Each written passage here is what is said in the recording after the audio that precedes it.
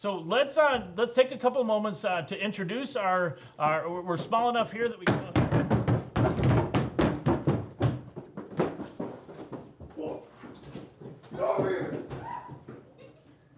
And you'll have to watch our YouTube channel to know what that was all about. Beached whale on the. I'm thankful that God provides. Professionals will be investing right now to help serve churches. Let's talk about ministry, and let's talk about how we can serve God and do what God has us to do. Before we go, remember, these are books that are written by men, all fallible, all written by sinners. Not everything in them is to be trusted. And so, and even there's a few of these books I'm like, oh, this one has 3 good chapters and 7 bad ones. But the 3 good chapters are really good.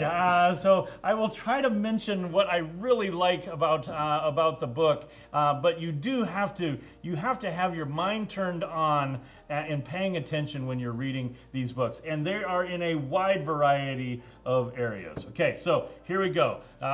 First one on the list is the Bullet Journal Method. The Bullet Journal Method by Carroll. If any of you are journalers and you really enjoy journaling, this will have a whole bunch of different stuff about that whole journaling process. So this is the kind of book that I think can make you just a little bit more efficient if you will read through it and go through some of the things that they work through. What I like about this organization and the Bullet Journal Method is it doesn't take me like 20 hours of figuring out how to do it in order to make it helpful. If you have a tendency to already write lists, I would read the Bullet Journal right there, and I think it will help you be more effective.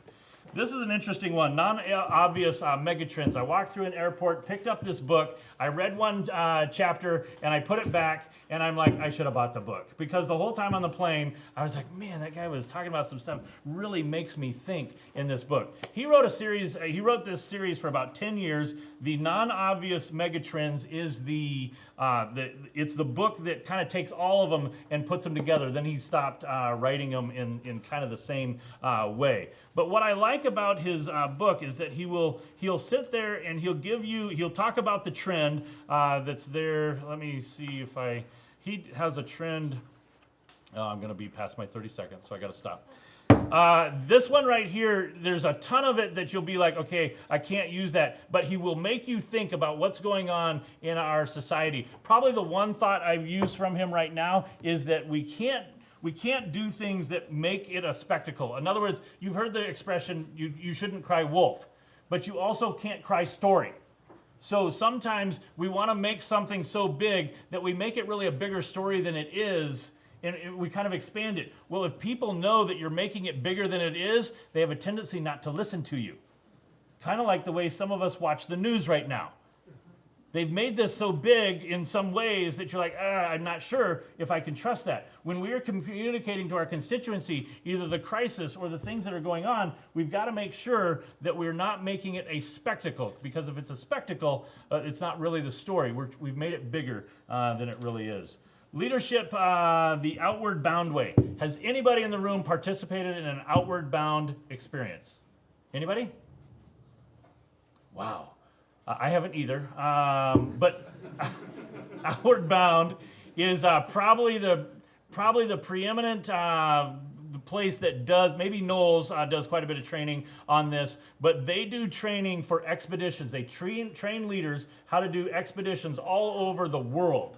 They do 13-week trips, 4-week trips, 10-day trips. If you look up Outward Bound, they do some amazing things. They don't have a camp facility, but they facilitate camp type things. They're not Christians, so when you read through this, but they have probably more good material about how to work in small group situations. It is a really good book on leadership type things, but you're not going to find a single verse in there, but you are going to see biblical principle throughout. They've got some good stuff and some really practical things on how to work as a team. How the Mighty Have Fallen by Collins. This is a follow-up on Good to Great, and just continues to follow up with that. If you've read Good to Great, this is kind of a must-read to continue to look at why companies succeeded and failed. I was reading a number of books that dealt with failure, and this is one of the books that explains some of that fairly well. An old classic, and it's old enough that some of you haven't heard of it.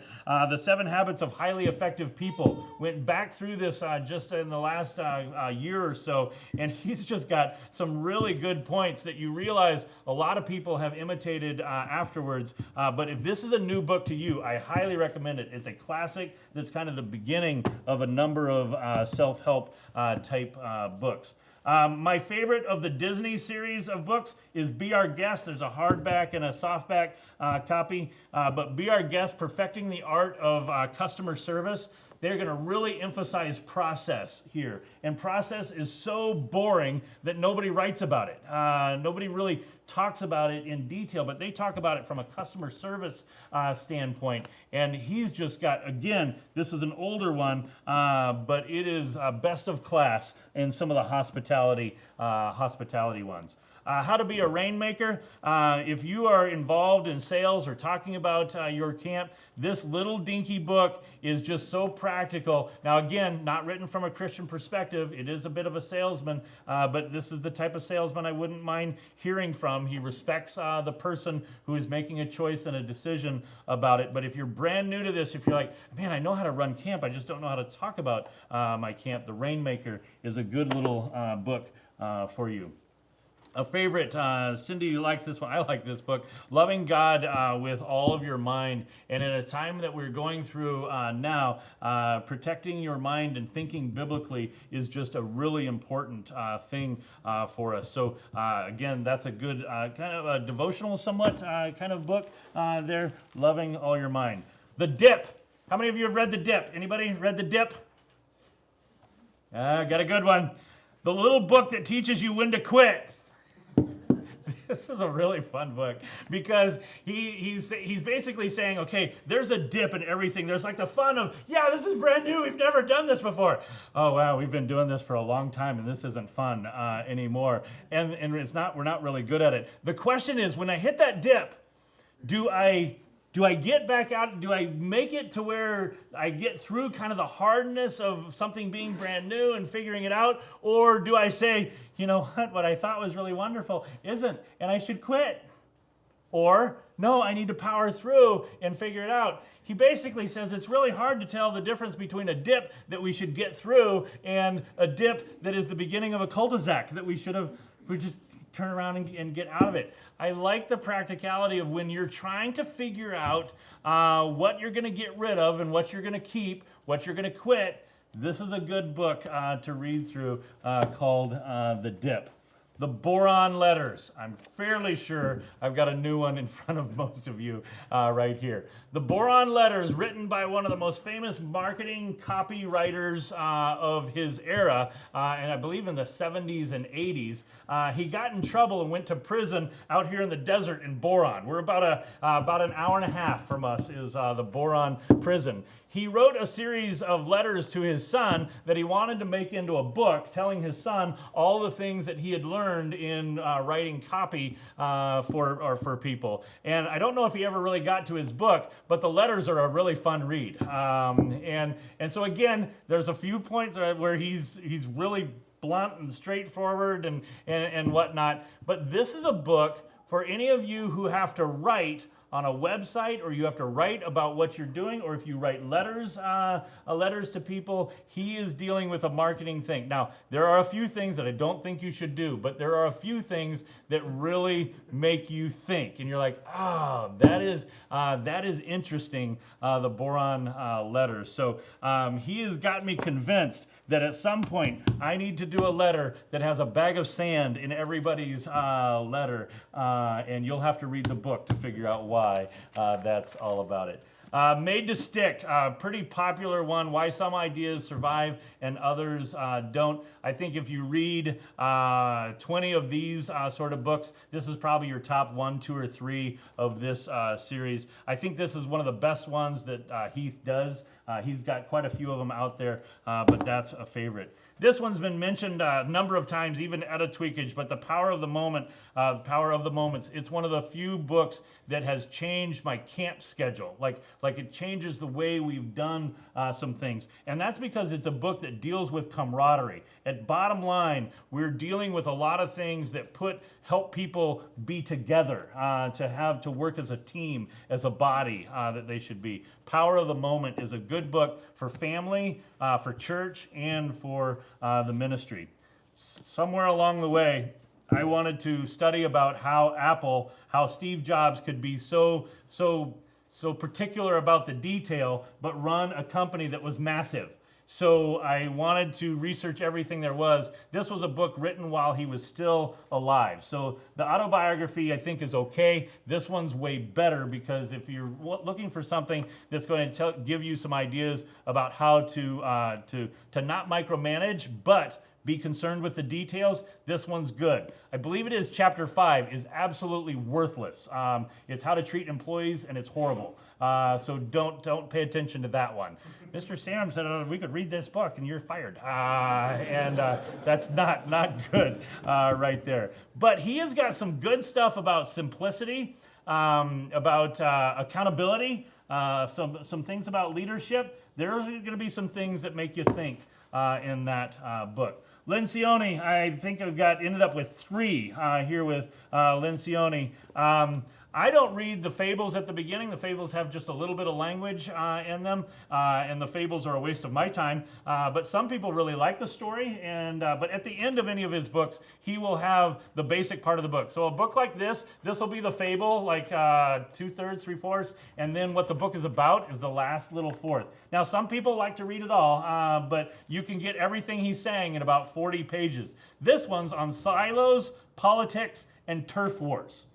It's not very well known with one that he writes, and this is the one that I did read the fable because it goes through an emergency room where silos, politics, and turf wars would be very dangerous to have. And it talks about what a leader needs to do to break down the kind of the fiefdoms that are in organizations. If you are on a staff team of more than 3, this is a decent book for you to have because chances are that's an issue that you need to deal with. This will challenge a leader in his ministry. Patrick Lencioni wrote The Ideal Team Player, and this is really good for your whole staff team. The one he's best known for is the 5 Dysfunctions of a Team. I believe this one's far better in what it does. Now, what I like about The Ideal Team Player is at the end of it, it talks about how to recruit the ideal team and what happens if my ideal team isn't ideal and they're missing one of these areas,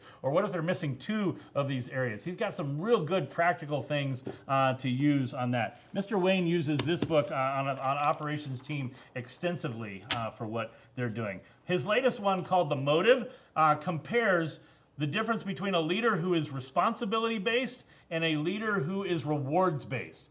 And he covers it here are 5 things that a leader who is rewards-based does not do. It's a really interesting thing because he's not saying, here's what you should do. He says if you're a poor leader, you're rewards-based, here are 5 things you're not doing that a responsibility-based leader is doing because he feels this is a good responsibility. This is a great book for that middle manager kind of spot called The Motive.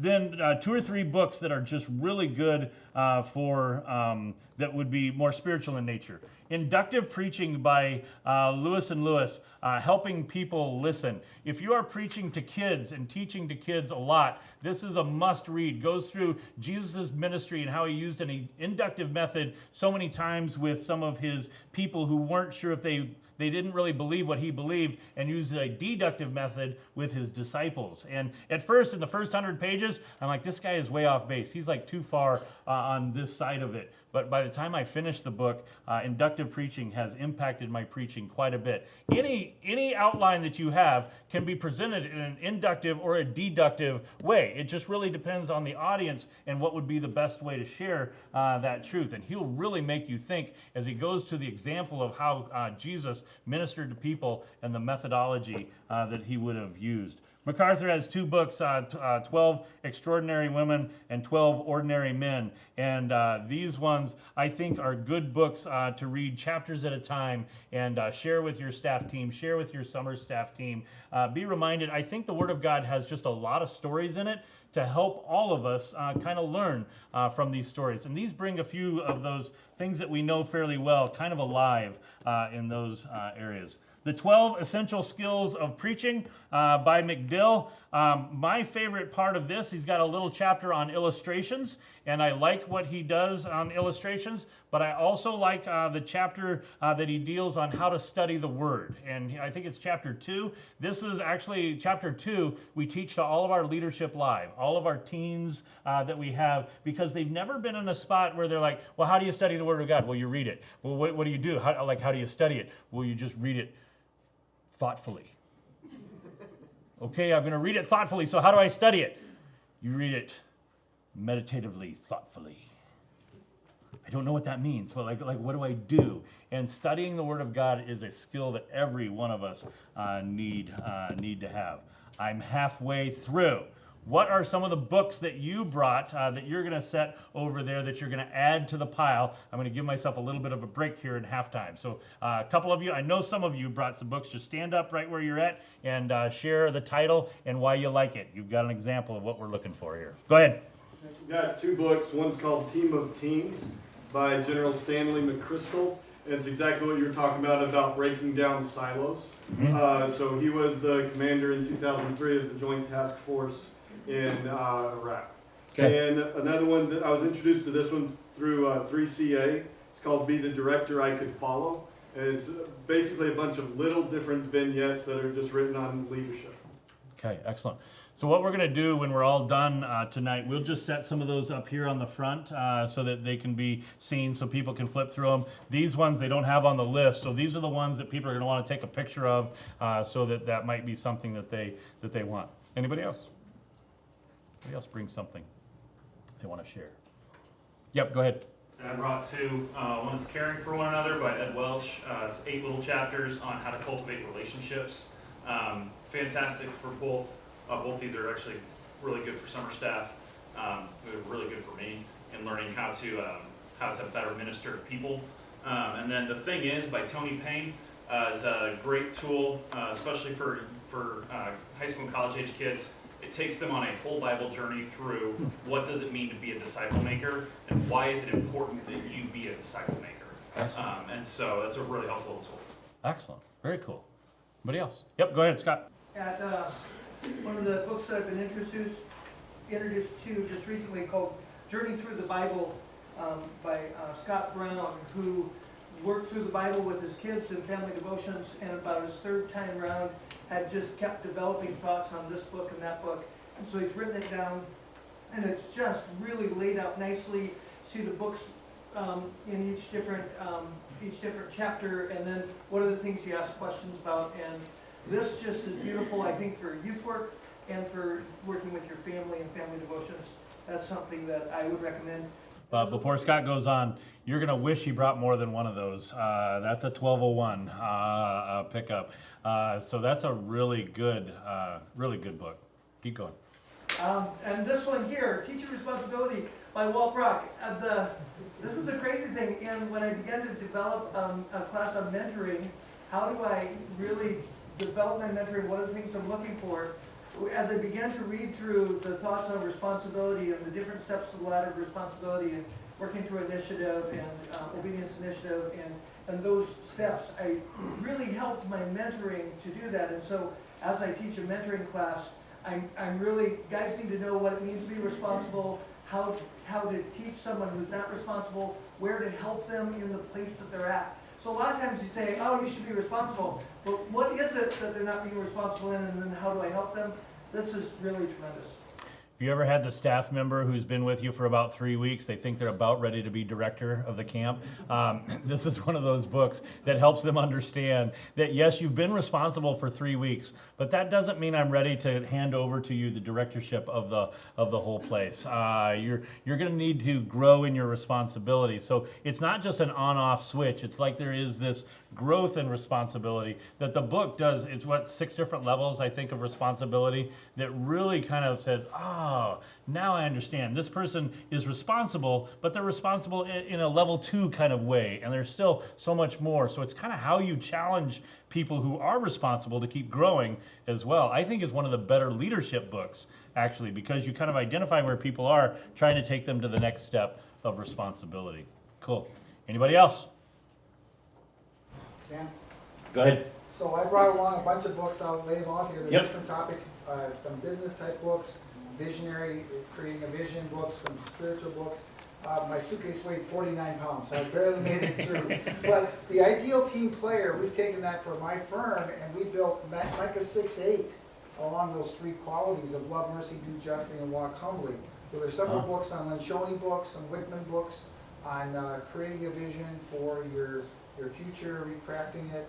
So, but two of those are I'll put them out here. The ideal team player, but 2 of those I'll put out there. Lencioni is an interesting author. Does anybody know? Do you know his? Is he? I know he's religious. Yeah, it's the same kind of thing where you can read these things and you go, okay, I already saw that. That was in Micah.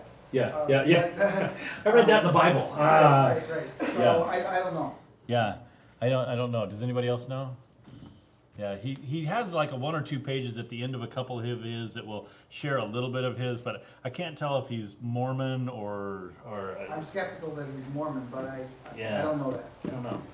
Okay. Anybody else? Go ahead. It's not about the money. It was helpful for me in developing rapport with people. I didn't agree with everything in the book. Some of the, I felt like the James principle kind of came in play there, but it really was an excellent book. Excellent wins. Another excellent book. In fact, I'm going to be doing a session and staff training this coming year on social connecting as a result of this book. Really Okay. good. Excellence Wins, I think, is like number 30 on our list. That is probably the best newer book on hospitality that's out there. And some of the stories in there that make it really practical, I really like what he does. It's an easy read, but man, it is convicting as to how we would work with somebody. It's written by the, Scott, help me out. Guy who did Ritz-Carlton? Yeah, the Ritz-Carlton, yeah. Is it Schultz? Schultz, yeah. Schultz.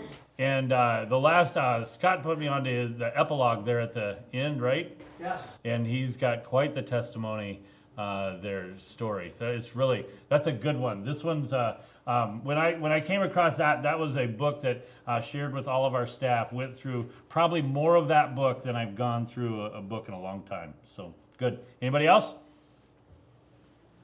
Yeah. Yep, go ahead. I've got a couple copies of How to Be a Loving God, just powerful answers with dealing with suffering and loss, Okay. written by Ken Ham. Used it to minister to like all different ages and just different perspectives of what type of suffering, what type of loss, especially over the past year. Okay, excellent. Anybody else? Yep. I've got 2, one to minister to campers and one to minister to summer staff. The one to minister to campers, faith crisis, we're dealing with helping them understand how to deal with, to walk by faith, not by sight. It's an excellent book, came across, plus side by side for summer staff, kind of teach how to walk side by side with them and how they can walk side by side with their campers. Boy, side by side probably would have made this list. I didn't think about it. The side by side is that book that says, okay, you are needy and you are needed, and it talks about practically how you are involved in church. This is like a must-read for every pastor who comes through, but also for the congregation that is there. In this time that we're in, I think that that's the kind of book that we need to be reminded, okay, this is side by side. I am needy and I am needed. I both come to church because I need church, and there's somebody at church that I need to minister to. Really practical on like, how do I introduce myself to to a visitor, and simple stuff like that. I really like that book. Anybody else? Okay, here we go. Predictable success. I'm guessing this one is not on too many people's list. This one was given to me by a businessman. It deals with the cycles of ministry, and he says you want your business in a spot where it's in predictable success. Somewhere along the way when it got started, it was just crazy, weird, odd, like wow, this is crazy. And a few people like that. And then at some point, you've been doing it for a long time, and it just gets old and stale, and nobody really wants that. You want to be in the spot where you have a predictable success, where when I'm going through things, I'm able to make it, but nobody can stay in that spot. So he's got like 4 different things that you're in whitewater or the treadmill, and then you're trying to figure out how to stay in that spot of predictable success. For any ministry that's been around for a while, or you've been in ministry for a while, this will be a challenging read as you are saying, okay, how could I help my organization stay in predictable success? You'll notice that a couple of these are dealing with writing. I think our ability to communicate as camp people is really important. So we've got the book that deals with marketing, and Power of the Moment does it a little bit. But this one, Patrick Mcmanus, Excursions into the Writing of Humor. Now, he writes a book that tells you how to write humorous stories. Now, most of you, if you've read Patrick Mcmanus, he's kind of a one-chapter wonder. He likes to write a chapter. He's got a few full-on books right now. But he'll write a chapter where he explains, okay, this is what I was trying to accomplish. If you have ever chuckled at a tweakage email of some sort, this is the culprit right here. And you're looking for little things that you're like, okay, that got my interest. That was interesting. And being humorous in your voice when you talk is far different than being humorous when you write. Good one on writing. Thinker Toys, again, written by most definitely a humanist, unbeliever. There's anything that deals with philosophy, you'll cross out. But when it comes to ideas on how to be creative, he's got some really good ones. In fact, in Thinker Toys, there are a few things I'm like, I'll never use that. And then I come back and I try it. And I'm like, yeah, it worked. Now, some of those things are dependent upon the insanity of your crew. But not all of them. Some of them will work just about every time. Some of them I would only use in particular situations. And the last, maybe fourth of the book, he talks about classic brainstorming. And it's the best little part on brainstorming and what makes a brainstorm and how to be good at that. I'm amazed how many people do not know how to run a brainstorm. And it's not just like, okay, let's gather around a table and let's talk. I have pizza and Pepsi. This isn't good. And why is that? Because there's more to it than food and caffeine and 8 people sitting around a table. There is a process to getting creativity out of your team. Good little book on that.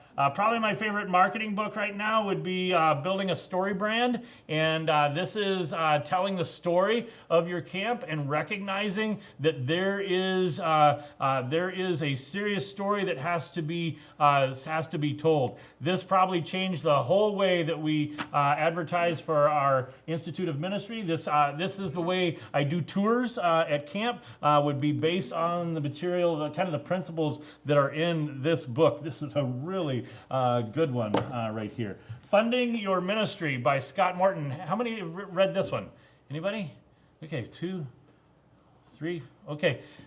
This one is good just for chapter 2, which tells you all the, let me just read it here. In chapter 2, it's the chapter that deals with why you won't do it, why you won't raise funds for your ministry. And when I'm going through it, I'm like, oh yeah, he's right. Oh, that's my problem. He nailed it again. And so if you are involved in raising funds for a ministry, I like most of what he says. Now, he does a little bit that deals with raising funds from individuals and from churches, and those are 2 different things. And philosophically, you're going to have to figure out how that all works. But there aren't very many books like this. One was just mentioned right here, but this one's a decent one for you. Deep Work. This one written by Newport. He basically says if you are a leader of an organization, you should be able to you need to do deep work every week. In other words, that's 2 to 4 hours in which you are uninterrupted And a person who cannot do 2 to 4 hours uninterrupted probably isn't doing their job. He steps on toes big time here. And maybe it's just me because my toes need to be stepped on. But there's a big difference between what happens when I've gone 4 hours with not being interrupted. And his method for this is getting you to figure out how to, it's kind of like the last minute. You know how the last minute pushes off everything else and you're only concentrating on what needs to be done? He's like, you've got to manufacture that for more than a minute in order to do the work that needs to be done a year from now that needs deep work to do it. Now, I don't know if any of you have a list of things that you're like, oh man, I got to get to this, but I just haven't been able to get around to it.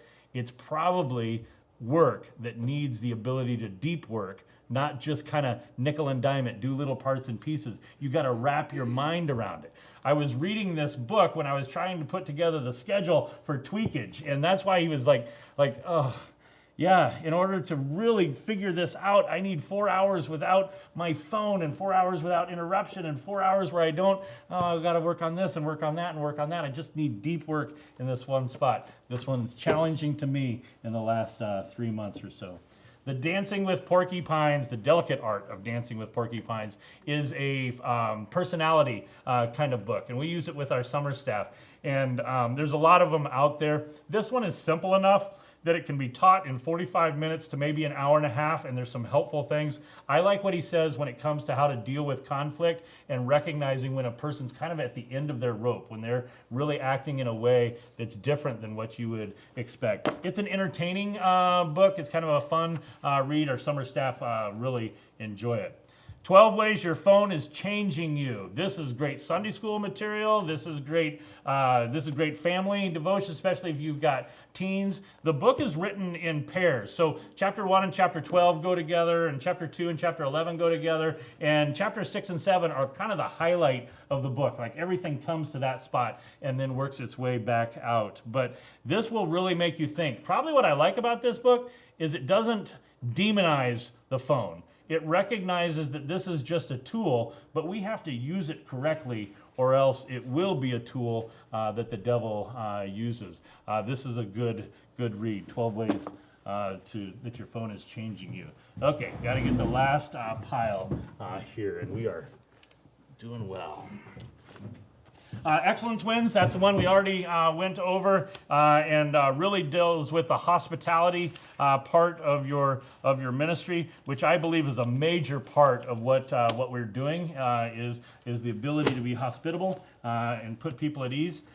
This we've got 2 books here, and I have the 3rd edition of the Skilled Facilitator, and I have the 1st edition of the Skilled Facilitator, and they are very different books. The problem is this 3rd edition has a whole section on mutual learning, the 8 steps of mutual learning, and that's worth the price of the book. But this is one of those textbooks that are $118 for no reason, and this is one of those $23 books that are like out of, they've gone past it. But this one really is better. I'm going to leave this one out, and it can disappear. We've got 2 or 3 of these ones, but this one I'll be getting another one of. If you do team building, if you work with small groups, there's not a book that doesn't have more packed material on how to work with a team than this book right here, The Skilled Facilitator. There are tons of books on facilitators and how to do that, how to work with teams and that sort of thing.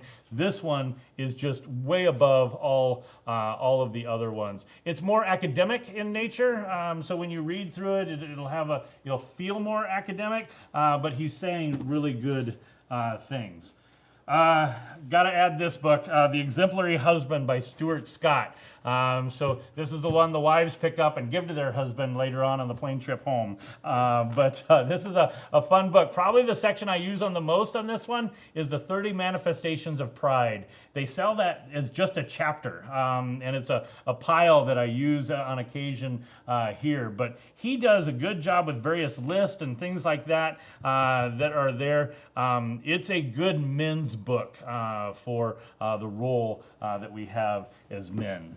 An autobiography, or not an autobiography, a biography on Dawes. And again, I don't know if anybody has read this one, but by the founder of Navigators. It's a book about a guy who's really passionate about discipleship. This is one of those books that will kind of a fun read, an enjoyable story, but it will really challenge your thinking about how I think about other people. And this one is for my dad, probably listed on a probably, I've heard him talk about this being a top 10 books for him that had an impact when he was younger in ministry, was the book Dawes. Cindy was reading a book that we looked at, Though War Should Rise. And this is written by Mrs. Howard Taylor, daughter-in-law of Hudson Taylor. This book, we could not find it printed for a long time, and they did reprint it. We got it shipped quick here. We've got 3 or 4 copies. This was written, it's actually 2 books, and they are devotional type books, but they were written in, I think, 1914 and 1939. They were written right before America went to war, and crisis, and everything was turned upside down, and everything that you expected to be normal was not. This book is so appropriate for this last year. You're like reading things and you're like, oh, this is us right here. This is what we need. And so Cindy every now and then would show me a page or read me a paragraph, and it's just small. This is the sort of book you've got to read. Some of the, it's a little bit older and it's English, and it's written in a little bit way that's different. It is a devotional guide packed with scripture. It's a good little book. Don't let the little size surprise you. You don't have to get a big one. The little ones are good. Okay, verbal judo.